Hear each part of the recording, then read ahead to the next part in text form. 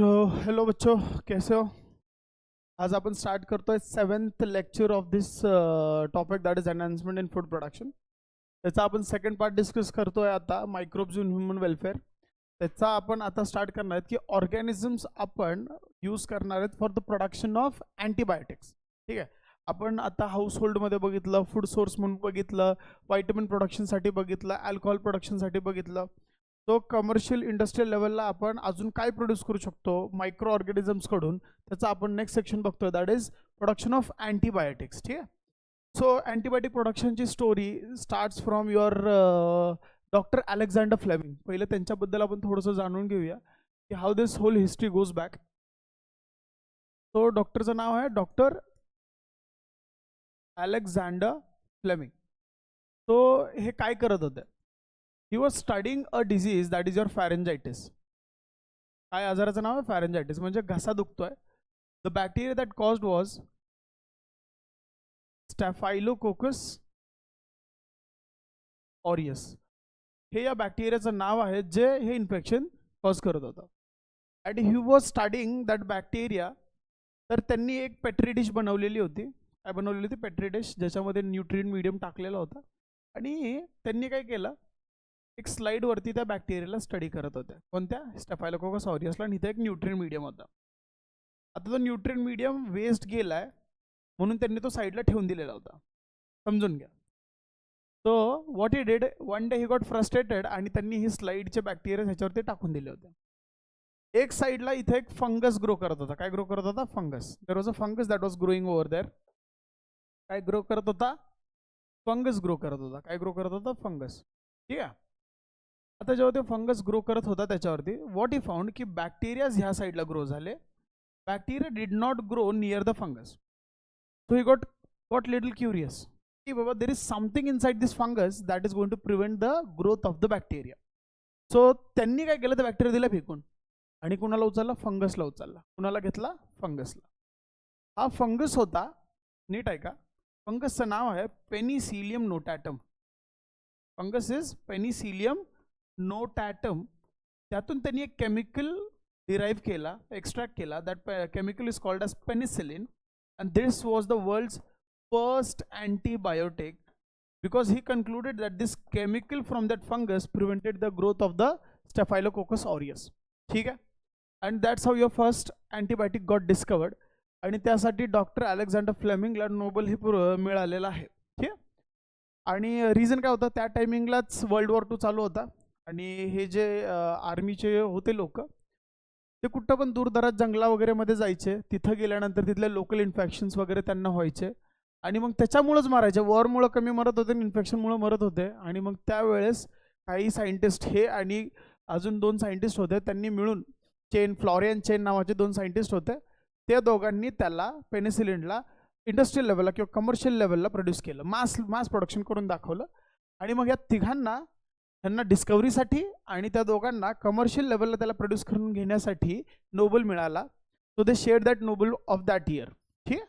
So this is a very interesting discovery because this whole discovery is an accidental discovery.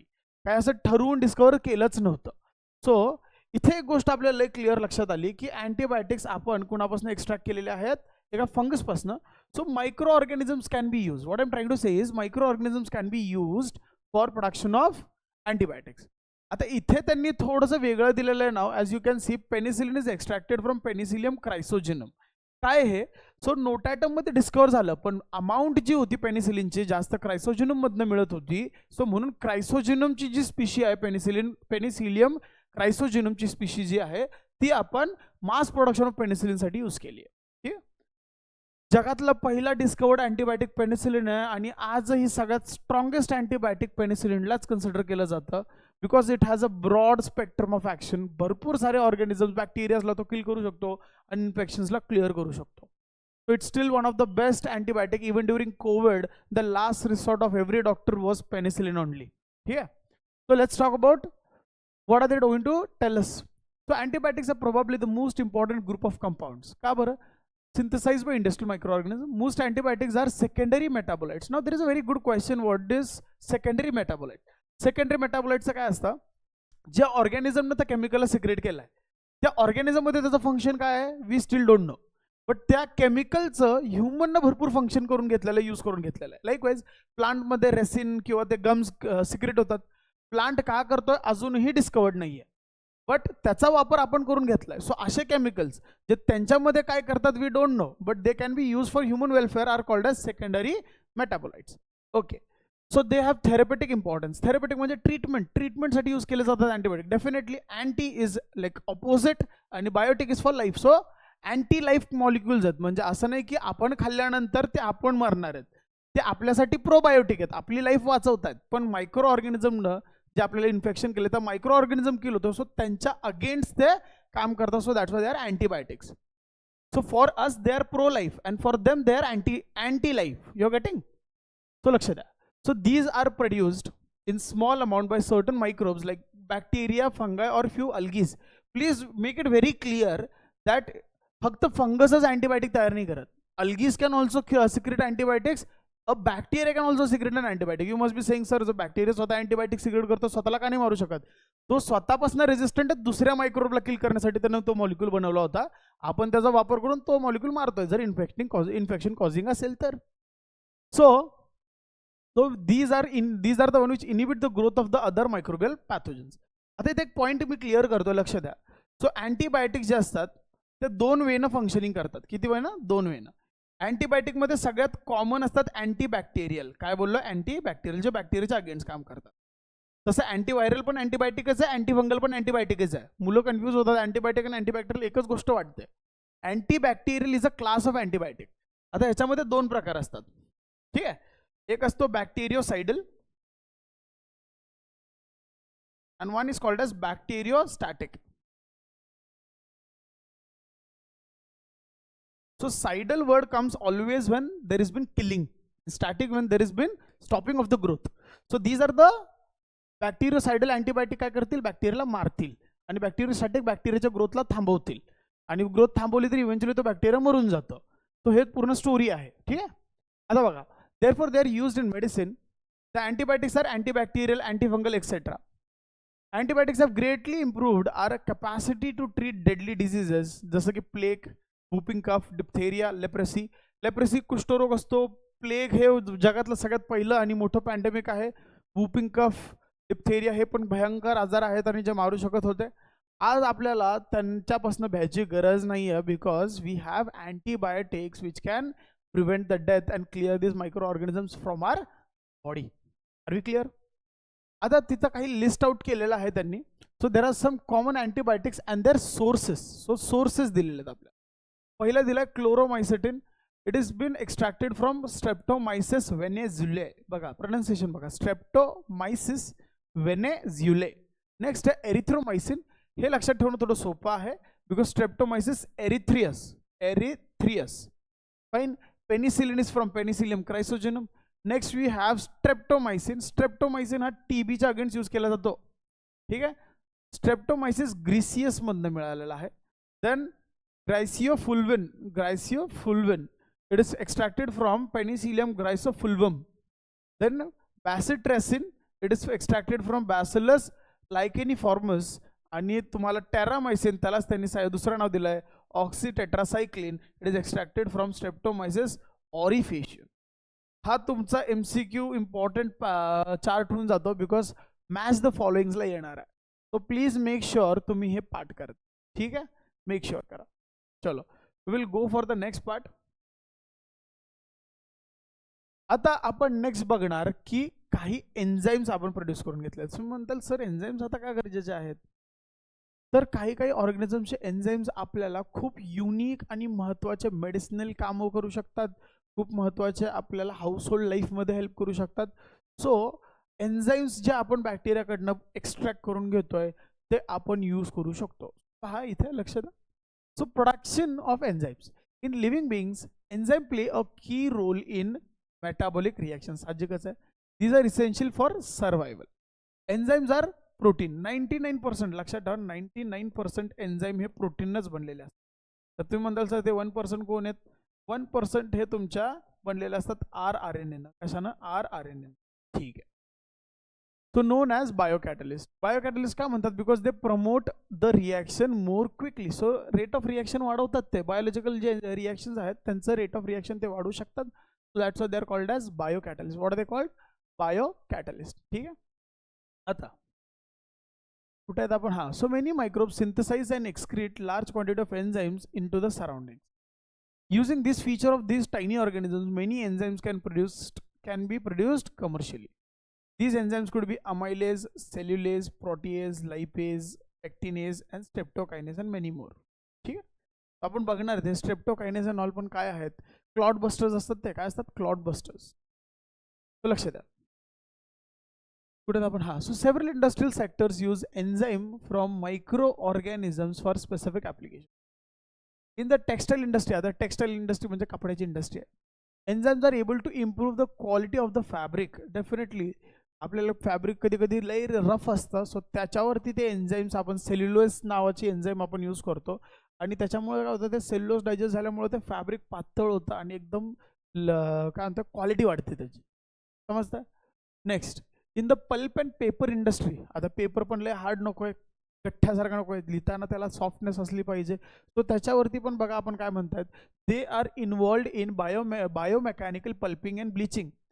Biomechanical pulping आणि bleaching करतात. Pulping म्हणजे बारीक करणं, त्याला एकदम पातळ होणं. ब्लिचिंगमध्ये त्याच्यावरती कलर निघून जाणं. ब्लीच केल्यावरती कपडा पांढरा पडतो, माहिती ना. सो म्हणजे पेपर पांढरा शुभ्र असला पाहिजे, त्याच्यानंतर ते थिन असला पाहिजे. सो ते पल्पिंग आणि ब्लिचिंगला आपण एन्झाईम यूज करतोय. काय यूज करतो? Enzyme. Next, in the food industry. बघा फूड इंडस्ट्रीमध्ये पण खूप छान आहे. दे are used in fermentation of what? For producing alcohol. एकतर मी बोललो होतो लास्ट फ्यू लेक्चर्समध्ये बोललो होतो, एकतर ऑर्गॅनिझम यूज करू शकतो, नाही तर त्याची ईस्टची एन्झाईम जर यूज केली तरी चालतंय. सो बघा, so process for production of bread as well as drinks such as wine and beer. ठीक आहे. Also participated in extraction of substance such as. आता बघा अजून एन्झाईम्स कायसाठी यूज करू शकतो? For extracting carotenoids, olive oils. Carotenoids and olive oils. Next एन्झाईमचं नाव दिलं lipase. Lipase is used in detergent industry. आजकाल तुम्ही बघितलं असेल, ऑइल स्टेन्स रिमूव्ह करणं टफ होतं पूर्वी, पण आज ऑइल स्टेन्स यूज करणं, रिमूव्ह करणं खूप इझी आहे. कारण की डिटर्जंट पावडरमध्ये आता फक्त ते पावडर नाही राहिली, तर सोबत त्याच्यात लायपेजच्या एन्झाईम्स पण ॲड केलेल्या आहेत. आणि लायपेज एन्झाईम्स काय करतात? लायपेज डायजेस्ट लिपिड. आणि इफ इट इज डायजेस्टिंग लिपिड, तर ते ऑइल स्टेन जर लागलेला असेल, समजा ऑइल स्टेन असेल, इथं भडक दिसेल ना, तर ते लायपेज एन्झाईम काय करेल? त्या डिटर्जंटमधली त्या लिपिडला डायजेस्ट करेल, ऑइल स्टेन निघून गेला. ठीक आहे. So lipase are used in detergent industry because they have superior cleaning properties, increasing the brightness and removing oil stains. They are also used in cosmetics. Enzymes cosmetic बनवण्यासाठी यूज होत आहेत, animal feed बनवण्यासाठी use होत आहेत, and even agriculture इंडस्ट्रीमध्ये पण use होतात. आता आपल्याला काही एक्झाम्पल्स दिलेले. This becomes again and important for your CET. आणि ह्याच्यावरती PYQ पण होता. हे PYQ आहे. तो पहा, इन्व्हर्टेज एन्झाईम आपल्याला मिळते कुणाकडनं? सॅकॅरोमायसिस सेरिव्हिसियाकडनं. Pectinase enzyme. काय? पेक्टिनेज. आता पेक्टिनेजची थोडीशी स्टोरी सांगतो.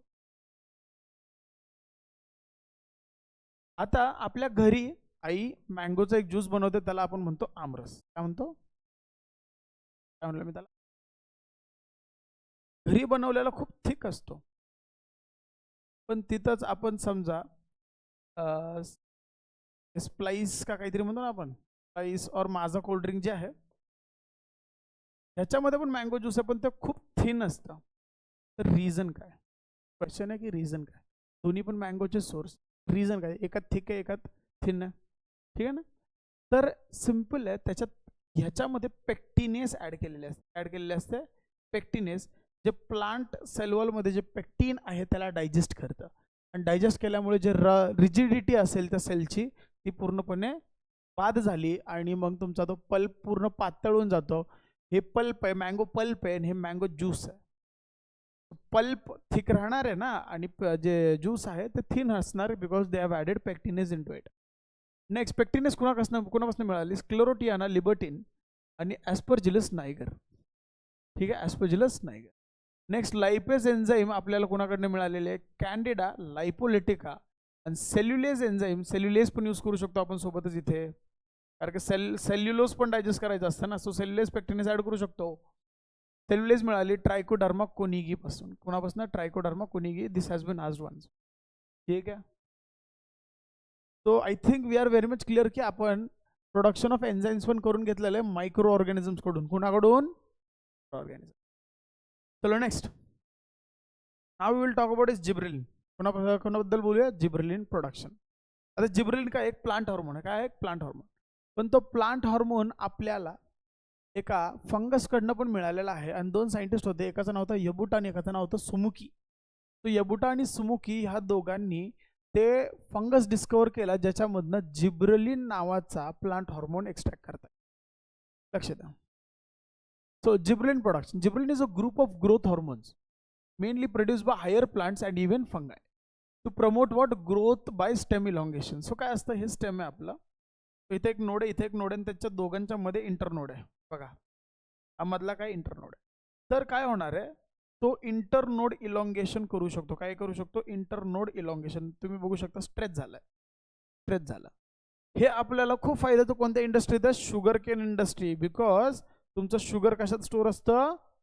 इंटरनोड मध्ये.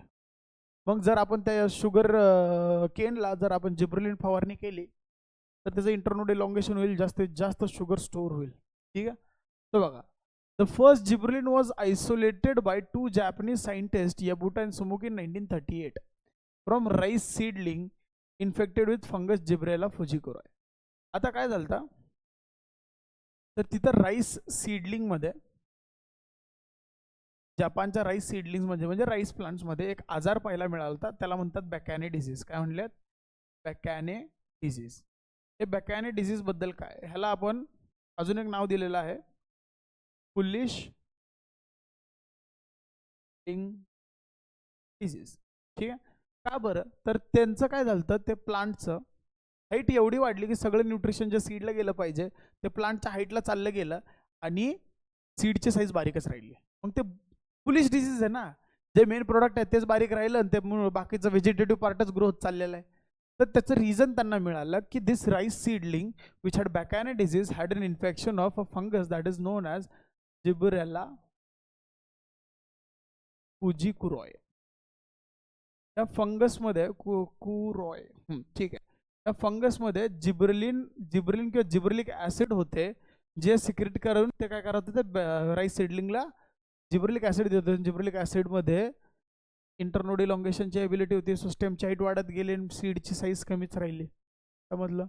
तर ते डिस्कवर झालं. So about 15 different types of gibberellin have been isolated. Gibberellin have many practical applications. They are used to induce parthenocarpy. Parthenocarpy म्हणजे काय असतं? Fruit without fertilisation. What do you mean by parthenocarpy? Fruit without fertilisation. Fruit without fertilisation. आणि फायदा काय मग याचा? फर्टिलायझेशनची वाट बघायची गरजच नाही. जिब्रेलिक ऍसिड दिलं तर पार्थिनोकार्पी होणार आहे. पण कोणत्या स्पीशीमध्ये विचारलं तर ते आन्सर तुम्हाला माहिती पाहिजे. ॲपल अँड पेअरमध्ये जिब्रेलिक ऍसिडनं कोणाकोणामध्ये? Apple and one more species that of given is pear. या दोघांमध्ये फ्रूट विदाउट फर्टिलायझेशन आणि पार्थिनोकार्पिक फ्रूट तयार होतो. आणि reason is gibberellic acid. They are used in breaking dormancy. Second functioning, dormancy break करणं. डॉर्मन्सी ब्रेक करणं म्हणजे काय? कधी कधी काय असतं, सीड जो असतो ना, फेवरेबल कंडिशन असताना पण ग्रो नाही करत. फेवरेबल कंडिशन असताना पण ग्रो नाही करत, कारण की तो एक स्टेशनरी स्टेज असते ज्याच्यात तो मेटाबॉलिकली ऍक्टिव्ह असतो पण ग्रोथ नाही दाखवत.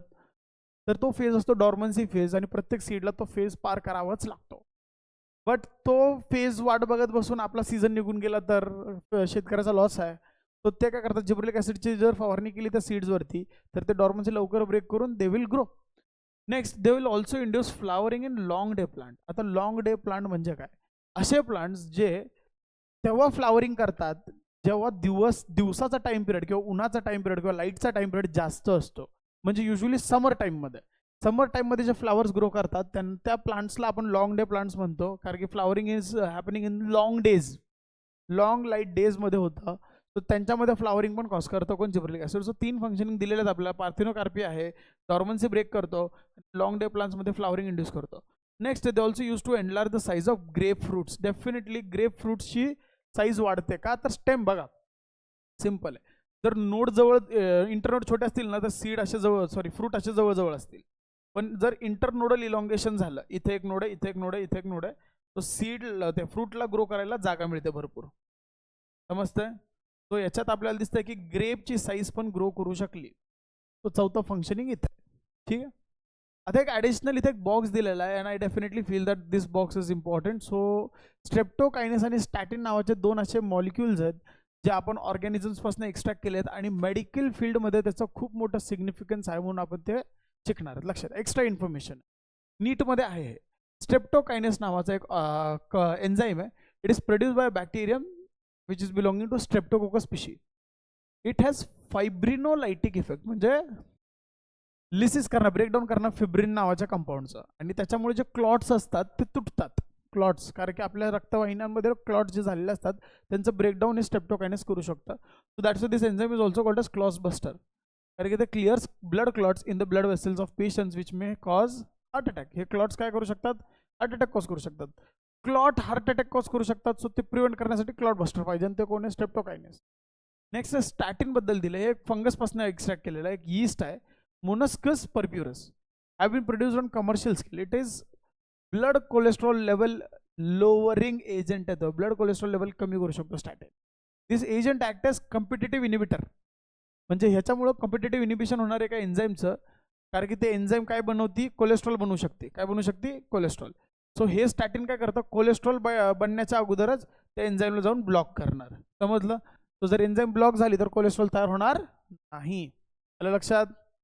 So this is a very clearly important for your NEET part as well. NEET आणि CET दोन्हीसाठी येऊ शकतो, कारण की CET मध्ये तर आहेच, NEET मध्ये पण आहे हा paragraph. Okay, now will go towards next part.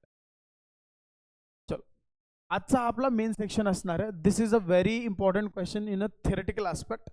Theory questions मध्ये खूपदा विचारला जातो. ठीक आहे, so let's talk about it. Hello,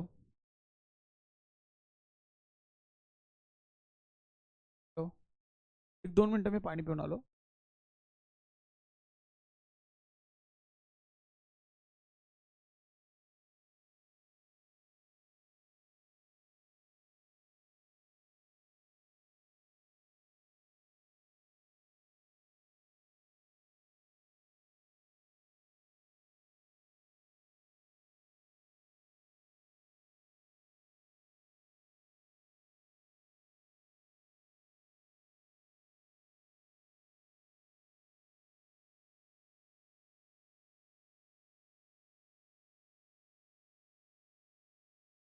आवाज येतोय? हां, चलो.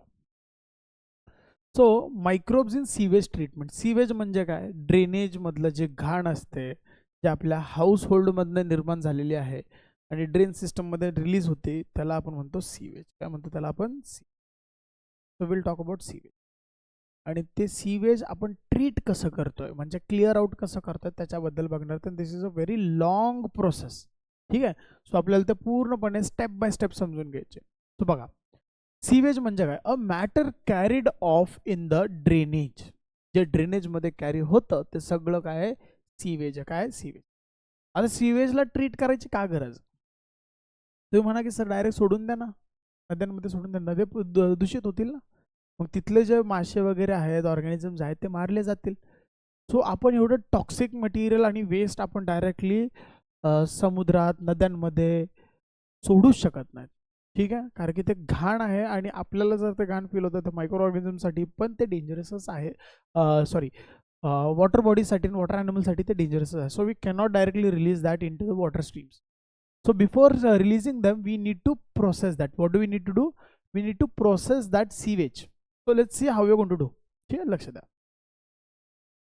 So it is a municipal waste containing, आता त्याच्यामध्ये काय काय असतं? ह्युमन एक्सक्रीटर आहे, हाऊसहोल्ड वेस्ट आहे, डिझॉल्व्ड ऑर्गॅनिक मॅटर, आणि even pathogenic microbes. That could be bacteria, virus, protozoa, nematodes, मायक्रोफंगास.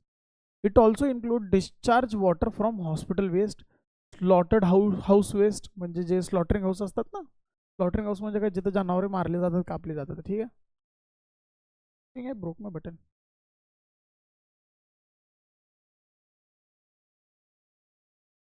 चलो,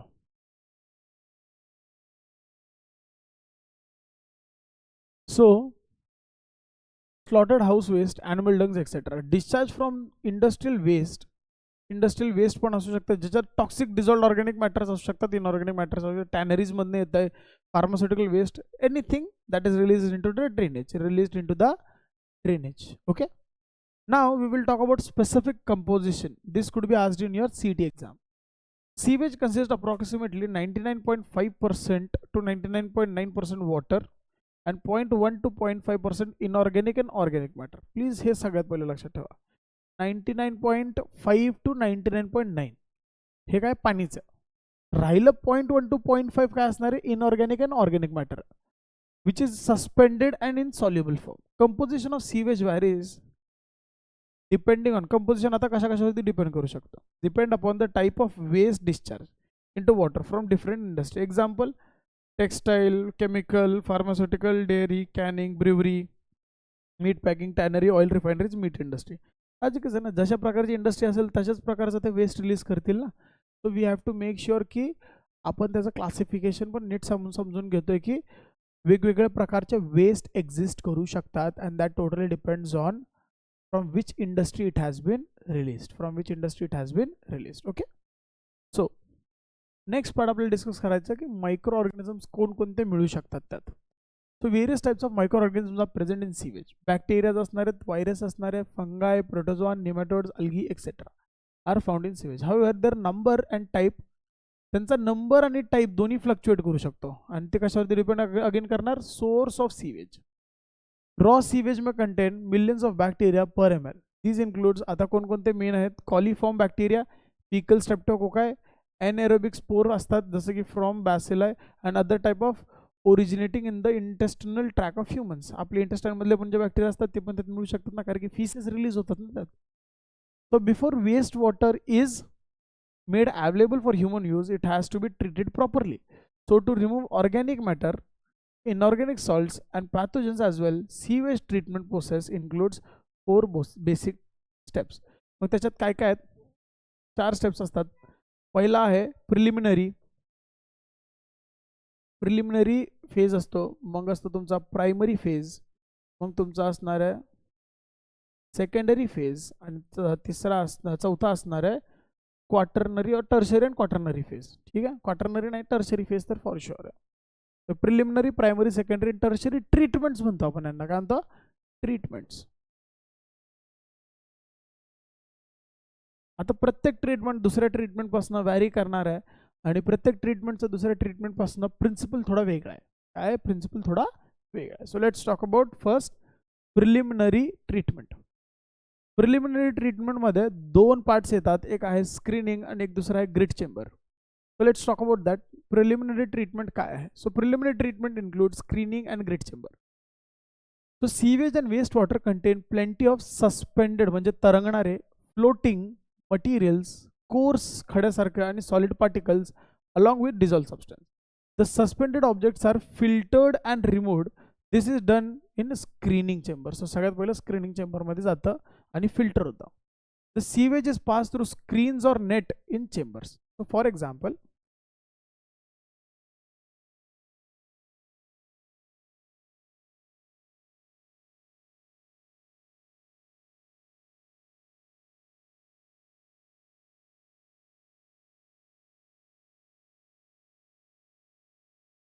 आता आपण म्हणूया इथे आपल्याकडे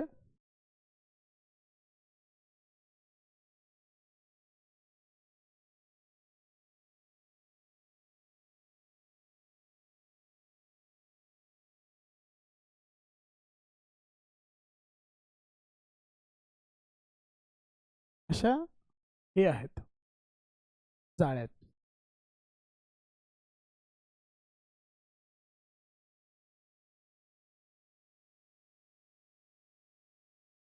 आणि इथून आपल्याकडे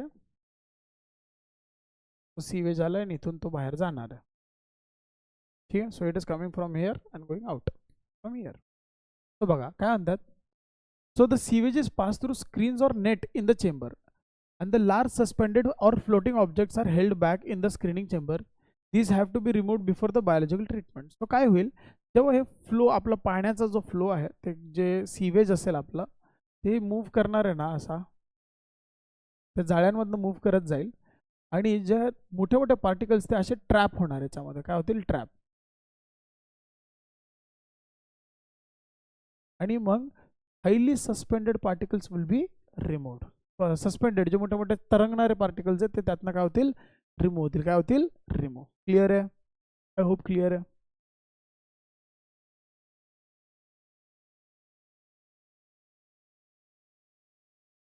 समजलं? चल पुढे. Next, so large suspended floating objects are held back. बघा ना, मागेच राहिले, नाही गेले पुढे. These have to be removed before biological treatment. Next, a grit chamber. After screening, the filtered sewage is then passed into series of grit chamber. These chambers contain large stones, खडे खडे असतात आणि ब्रिक ब्लास्ट असतात. Coarse particle settle down by gravity. आता काय होतं त्याच्यामध्ये, पुढचा जो चेंबर आहे आपल्याकडे,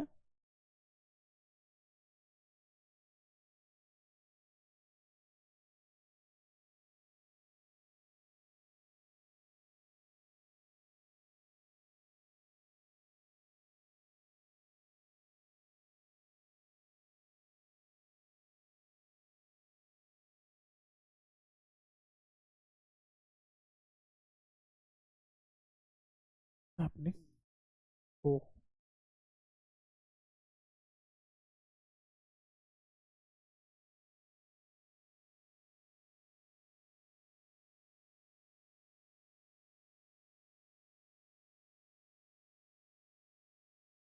2 मिनिटं.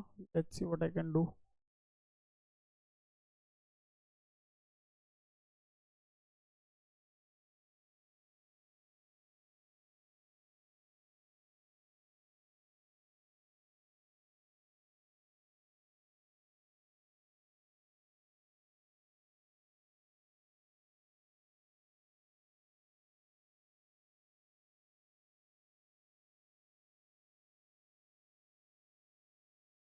म्हणत असेल सर काय करतायत ना.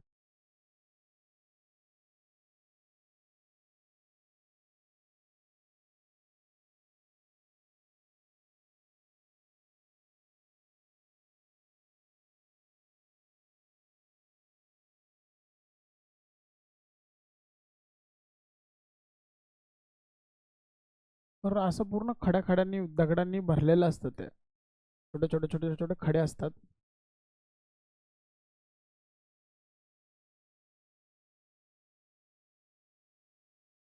असं ते पूर्ण भरलेलं आहे. ठीक आहे, ते पूर्ण ते चेंबर भरलेलं आहे. आता हे जे पाणी जेव्हा पुढे जातं, तो जे सस्पेंडेड पार्टिकल्स असतात ते ह्याच्यात ट्रॅप होतात. काय होतात, ट्रॅप होतात. आणि बाहेर इथं ग्रॅव्हिटी नाही तर स्लोली स्लोली खाली ते सगळे ट्रॅप होणार ग्रिट चेंबरमधनं. ठीक आहे, आपला ग्रिट चेंबर. ठीक आहे, तर घाण अडकते ती खाली ट्रॅप होऊन खाली बसते, इथं गोळा होते खाली. आणि मग पाणी हळूहळू हळूहळू पुढं मूव्ह करणार आहे. Course particles will be separated. हे तुमचा काय होता, स्क्रीनिंग चेंबर होता. काय होता, स्क्रीनिंग चेंबर होता. स्क्रीनिंग नेट आहेत, इथनं पुढे ते ग्रिट चेंबरमध्ये गेलं. परत वाचा. After screening, the filtered sewage is then passed into the series of grit chambers. These chambers contain large stones and brick blast. Coarse particles settle down by gravity, and thus passage of filtered sewage removes much coarse particulate matter. Coarse particulate matter separate out झाले. ठीक आहे, पुढं. Next, आता primary treatment आहे. काय primary treatment, primary ट्रीटमेंटमध्ये परत आपण physical tank ट्रीटमेंटच करतो. आपण तिथून कुठे पाठवलं, next into a physical tank. कुठे पाठवलंय, फिजिकल टँकमध्ये. आता नेक्स्ट आहे आपली प्रायमरी ट्रीटमेंट. प्रिलिमिनरी ट्रीटमेंट झाली, प्रायमरी ट्रीटमेंट. प्रायमरी ट्रीटमेंटमध्ये आता आपण जे काही हेवी पार्टिकल्स आहेत त्या पाण्यामधलं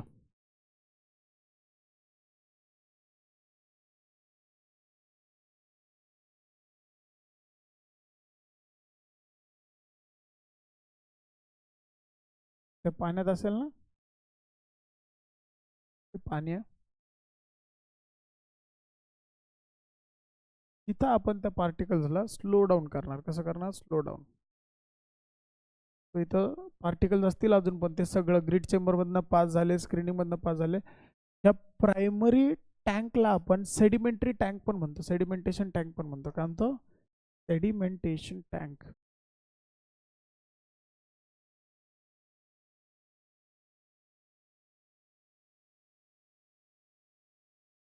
का तर हे खाली जाऊन बसणार आहेत, सेडिमेंट होतील, परत काय होतील, सेडिमेंट होतील स्लोली स्लोली. तो बघा, तो पहिला आपण स्क्रीनिंग चेंबरमधनं घेतलं, त्याला पाठवलं ग्रीड चेंबरमध्ये, ग्रीड चेंबरमधनं पण एस्केप झालं, त्यांना आपलं आणलं कुठं प्रायमरी सेडिमेंटेशन टँकमध्ये. तर बघा, after preliminary treatment the sewage is pumped into your primary sedimentation tank. The sedimentation of suspended solid और organic matter occurs in this tank. About 50 to 70% of solid settle down. बघा, 50 ते 70% काय झालं, खाली settle down झालंय. 50 ते 70% खाली settle down झालं. There is reduction of about 30 to 40% of coliform organism. म्हणजे ह्याच्यामध्ये तुमचे कॉलिफॉर्म ऑर्गॅनिझम्स पण सेटल डाऊन झाले. ठीक आहे ना. कॉलिफॉर्म ऑर्गॅनिझम 30 ते 40% ड्रॉप झाले. 30 ते 40% बॅक्टेरियाज कॉलिफॉर्मचे ड्रॉप झाले. The organic matter which is settle down is called as primary sludge. आणि आता हे जे गाळ जमा झाला इथला, त्याला म्हणले ते प्रायमरी स्लज. MCQ ला विचारू शकतात प्रायमरी स्लजमध्ये कोणता बॅक्टेरिया असेल, तर तो काय आहे, कॉलिफॉर्म ऑर्गॅनिझम. कोणता, कॉलिफॉर्म ऑर्गॅनिझम. आणि मग एकदा इथनं ट्रीट झाला की त्याला पुढे पाठवायचा सेकंडरी ट्रीटमेंटला. कुठं पाठवला, सेकंडरी. सो आता इथे एक शब्द येणार की प्रायमरी टँकमधनं जे बाहेर येतं त्याला काय म्हणतो आपण, प्रायमरी टँकमधनं जे बाहेर येतं त्या फ्लुइडला काय म्हणतो, तर this is called as primary effluent. काय म्हणायचं ह्याला, primary effluent which is going towards the secondary treatment. Going towards what, secondary treatment. ठीक आहे. इकडं जो आला तो प्रिलिमिनरी एफ्लुएंट होता. कोण होता, प्रिलिमिनरी एफ्लुएंट जो आला, काय होता, प्रिलिमिनरी एफ्लुएंट आला, प्रायमरी टँकमध्ये ट्रीट झाला आणि सेकंडरी ट्रीटमेंटसाठी चाललाय, तर तो असेल तुमचा प्रायमरी एफ्लुएंट असेल आता. ठीक आहे, पुढं. So which is removed by mechanical operated device. The supernatant जे वरचं राहिलंय प्रायमरी सेडिमेंटेशन नंतर still contains large amount of dissolved organic matter and microorganisms which can then be removed by secondary treatment. आता ते कुठं चाललंय मग, सेकंडरी ट्रीटमेंटला. पुढं नेक्स्ट, सेकंडरी ट्रीटमेंट ही एक बायोलॉजिकल ट्रीटमेंट. बघा प्रिन्सिपल बघा काय आहे त्याचा, बायोलॉजिकल. तर ह्याच्यात काय होतं,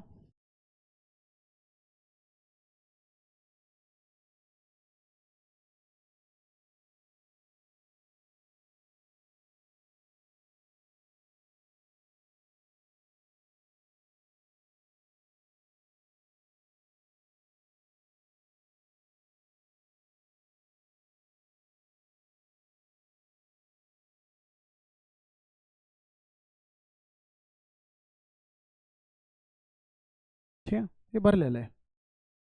आता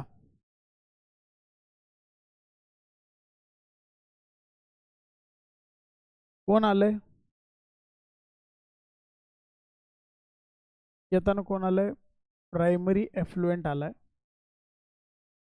कशासाठी आलाय, सेकंडरी ट्रीटमेंटसाठी, किंवा त्यालाच म्हणतो आपण biological treatment. Biological treatment.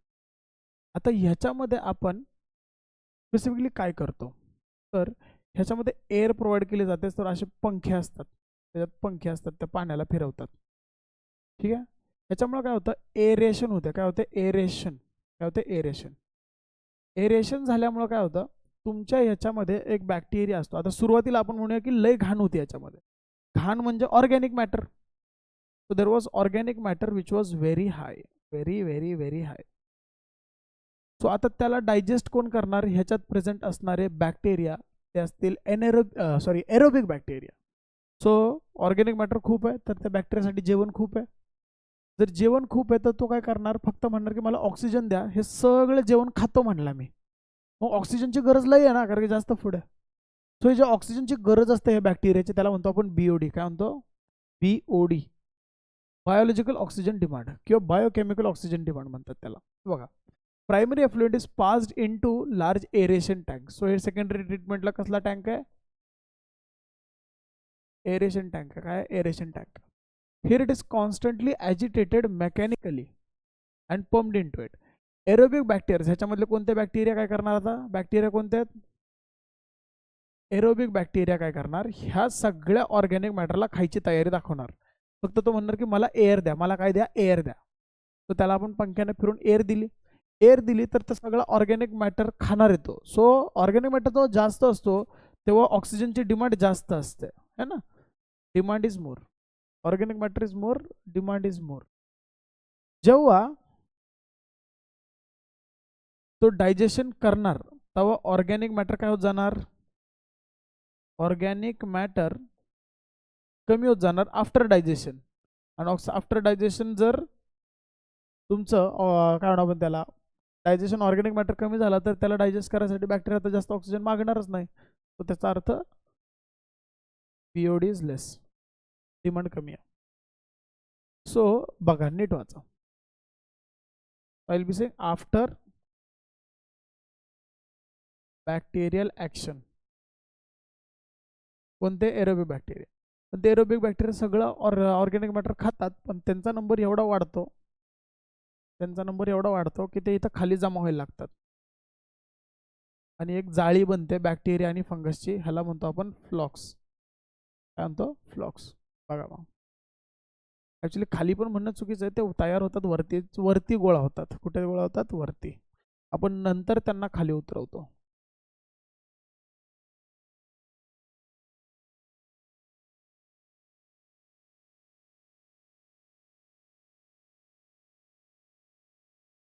Flocks is what? A meshwork of bacteria and fungi. नीट समजून घ्या. त्यांनी ऑर्गॅनिक मॅटर पहिलं खूप हाई होता, तो बीओडी जास्त होता. एरेशन दिला, एरेशन दिल्यामुळे त्यांनी डायजेस्ट करायला चालू केलं ऑर्गॅनिक मॅटर, तर ऑर्गॅनिक मॅटर कमी होत गेला, तर डिमांड काय झाली आता हळूहळू कमी. तो बीओडी जेवढा कमी तेवढी प्युरिटी जास्त, बीओडी जेवढा जास्त तेवढा प्युरिटी वॉटरची कमी, हे लक्षात ठेवतात. आता मग ते बॅक्टेरिया खूप वाढले, त्यांची जाळी तयार झाली, सो त्याला म्हणतात flocs, which is meshwork of bacteria and fungi. समजलं, होप सो कळतंय. आता बघा, so aerobic bacteria grow vigorously and forms floc. This flocs are masses of bacteria held together by slime and fungal hyphae. फंगसमध्ये अडकलेले आहेत. These aerobic microbes consume, बघा microbes काय करतात, consume the major part of the organic matter present in the effluent as they grow. Due to this, BOD of the effluent is significantly reduced. So सुरुवातीला BOD जास्त होता कारण की organic matter जास्त होता, डायजेशन झालं, ऑर्गॅनिक मॅटर कमी झाला, BOD हळूहळू कमी उतरला. आणि BOD उतरला म्हटल्यावरती प्युरिटी वाढत चालली, म्हणजे साफ होत चाललंय पाणी. ठीक आहे. आता सेकंडरी ट्रीटमेंट झाली की ह्याला आता पुढे पाठवायचं कुठं, टर्शरी ट्रीटमेंटला. तर टर्शरी ट्रीटमेंटला पाठवण्या अगोदर पहिले एरेशन थांबावं लागतं, हा फ्लॉक खाली जमा होतो. कुठं जमा होतो, खाली. बघा आता लक्ष द्या, आता काय झालं. तर once the BOD of the waste water is reduce, एक लेवलच्या खाली बीओडी उतरला की आता आपण त्याला कुठं पाठवणार, सेटलिंग टँकमध्ये. बघा इथून कुठं आला, तुमच्या एरेशन टँकमधनं आपण कुठं पाठवणार आता त्याला, सेटलिंग टँकमध्ये. कुणाला पाठवणार, येताना प्रायमरी एफ्लुएंट आलता, जाताना बाहेर त्याला म्हणायचं secondary effluent. And this secondary effluent is sended where, it is been sended to your settling tank. मग नेक्स्ट आपण गेलो सेटलिंग टँककडे. आता इथं आपल्याला 2 टँक लागणार आहेत. किती टँक लागणार आहेत, 2.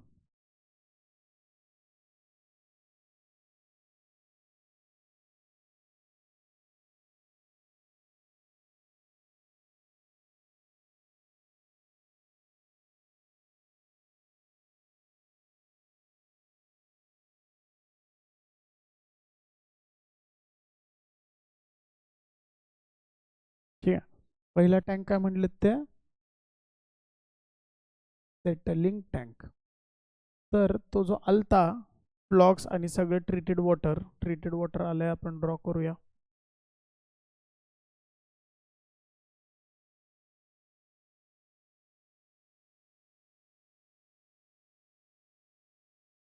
ठीक आहे.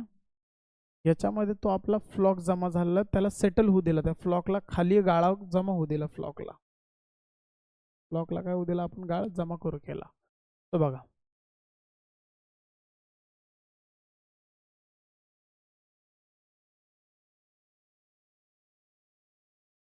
तो पहा काय म्हणतात.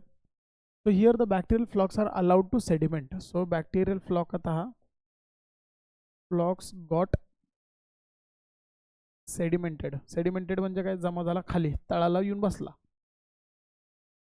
The sediment is now called as activated sludge. आणि flocks got sedimented, तर त्याला आता आपण म्हणतो activated sludge. यातला थोडा स्लज आपण काढून आहे ना परत प्रीवियस टँक मध्ये पाठवू शकतो. तर म्हणतील सर का पाठवतो आपण, तिकडे समजा बॅक्टेरियाच नसला तर मग डायजेशन नाही होणार ना, बीओडी कमी नाही होणार. तर इनॉक्युलम पाठवू शकतो आपण, इनॉक्युलम सेंडेड टू प्रिव्हियस टँक, ठीक आहे, प्रिव्हियस टँक थोडासा काढून मागं पाठवून द्यायचा. का फायदा काय तिकडे समजा बघा ना, हे सगळं बीओडी कमी का झालं, कारण की ह्या एनरोबिक बॅक्टेरियाजनं डायजेस्ट केलं. समजा ह्याच्यात एनरोबिक बॅक्टेरिया नसता तर असं होत नाही, पण नसला तर कशाला उगरीच घ्यायची, तर काय करायचं यातला थोडा कन्फर्म आहे ना, याच्यात आहे हात तो होता, त्यातनं थोडा काढायचा आणि मागं परत टाकायचा इथं. You have to make sure it. आता सेटल डाऊन झालं, सेटल डाऊन झाल्यानंतर बघा, small part of this is passed back into the aeration tank and the major part is pumped into large tank called as aerobic sludge digester. आता ह्याच्यातला major part आता इथे पाठवायचा, थोडा मागे पाठवला, सेटल डाऊन झालं, मग ह्याला पुढे पाठवला.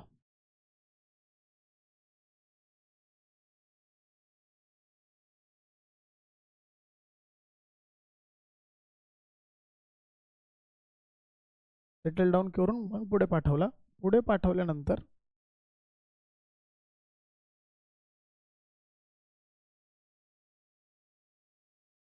पाठवल्यानंतर आता इथे ऍक्शन मध्ये येणार तुमचे anaerobic bacteria,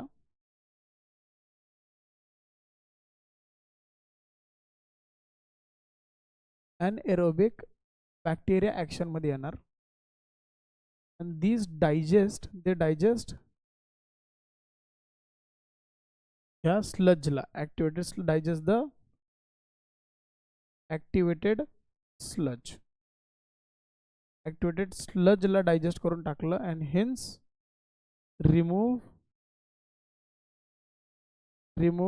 all the infecting bacteria or fungi from sludge. आणि ह्या टाकीला म्हणतो आपण एनएरोबिक बॅक्टेरियाच्या मदतीनं आपण स्लज डायजेस्ट केला म्हणून एनएरोबिक स्लज डायजेस्टर. आणि मग आता राहिलेलं पाणी पुढं बाहेर सोडलं जातं into reverse and water stream. समजलं? आय होप क्लिअर आहे.